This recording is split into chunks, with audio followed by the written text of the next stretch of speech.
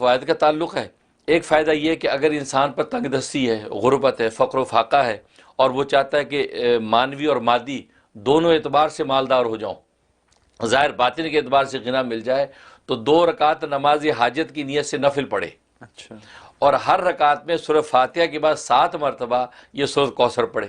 اچھا ہاں، اور جب سلام پھیرے تو یہ جو دعا ہے، اللہم اکفنی بحلالک عن حرامک واغننی بفضلک عمن سواک، یہ حدیث کی دعا ہے۔ یہ دعا جو ہے 11 مرتبہ پڑھے، اچھا پڑھ کے جو ہے اللہ سے خیر مانگ لے، تو اس کی پابندی کر لے، یہ 41 ڈیز کی نیت سے شروع کر لے، انشاءاللہ زبردست اس کا نفع ہے کہ آپ یہ خوشحالی کے جو ہے دسترخوان بچ جائیں گے، اللہ ایسا خیر کثیر اللہ عطا فرمائیں گے۔ اور دوسرا فائدہ یہ کہ اگر جو سر میں درد ہے اور سر کا درد جاتا نہیں ہے، دوائیں بھی استعمال کر رہا ہے، ہر طرح کے ٹوٹکے کر لیے جاتا نہیں ہے، تو سورہ کوثر جو ہے 7 مرتبہ پڑھ کے، خود پڑھ کے دم کر لے، یا کوئی دوسرا پڑھ کے اس کے اوپر یہ 3 مرتبہ پھونک دے، تو انشاءاللہ 2-3 دفعہ کرنے پر جو ہے کیسا بھی سر کا درد ہوگا وہ ٹھیک ہو جائے گا، سبحان اللہ سورہ کوثر۔ اور تیسرا، اگر پیٹ میں درد ہے، پیٹ میں درد ہے یا السر کی تکلیف عام طور پہ ہو جاتی ہے، اس کی جلن ہے، تو 7 مرتبہ یہی سورت جو سورہ کوثر پڑھ کے ایک چٹکی نمک یوں لی اور پڑھ کے اس کے اوپر دم کیا اور وہ چاٹ دی، اچھا یا کسی دوسرے نے پڑھ کے دم کیا اور اس کو چٹا دی، بچہ ہے یا بڑا ہے، تو جناب وہ 1-2 دفعہ چٹانے میں ہی انشاءاللہ جو ہے اس کے پیٹ کا درد ختم ہو جائے گا۔ سبحان اگر صبح چٹا دی ہے، اب دوسری چٹکی شام کو چٹائیں، تو انشاءاللہ جو 2-3 دن میں ہی جو ہے کسی قسم کی پیٹ کی تکلیف جو وہ رفع ہو جاتی ہے۔ اور ایک فائدہ یہ کہ اگر دشمن ہے اور وہ ستاتا ہے، تنگ کرتا ہے، ہر طرح تکلیف پہنچاتا ہے، تو روزانہ 41 مرتبہ یہ جو ہے سورہ کوثر پڑھی جائے، خاص طور پہ وہ دشمن کہ جو صرف اکیلا نہیں ہے بلکہ پورا ایک جو ہے وہ جتھا ہے دشمنوں کا، وہ مل کے آپ کے خلاف پلاننگ کرتے ہیں، مل کے آپ کے خلاف جو ہے وہ جوڑ توڑ کرتے ہیں، تکلیف پہنچاتے ہیں، تو ایسے جتھے کو توڑنے کے لیے تاکہ آپس میں ایک دوسرے کے دشمن ہو جائیں اور یہ ان کا جو ہے وہ شرادہ بکھر جائے، تو 41 مرتبہ آپ نے اسی نیت سے پڑھنا ہے کہ تاکہ ان کا آپس کا زور ہے وہ تشدد کا شکار ہو جائے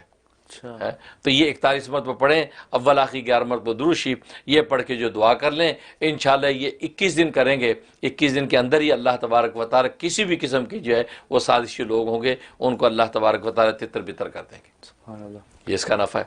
اور ایک اس کا فائدہ یہ ہے کہ اگر انسان جو ہے اس کو 313 مرتبہ پڑھے، روز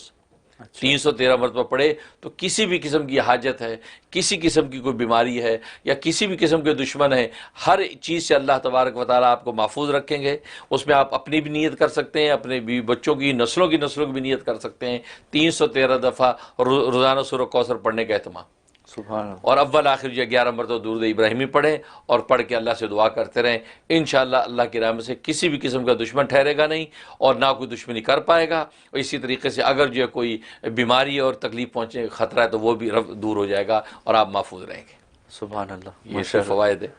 اور باقی جہاں تک اس کے خواب میں تعبیر کا تعلق ہے، ایک اس کا مطلب ہے کہ اللہ تبارک و تعالی اس کو مالدار بنائیں گے اور اس کا مال جو ہے وہ اللہ کے راستے میں خرچ ہوگا، اللہ اس کو جو ہے اپنے راستے میں خرچ کرنے کی توفیق عطا فرمائیں گے۔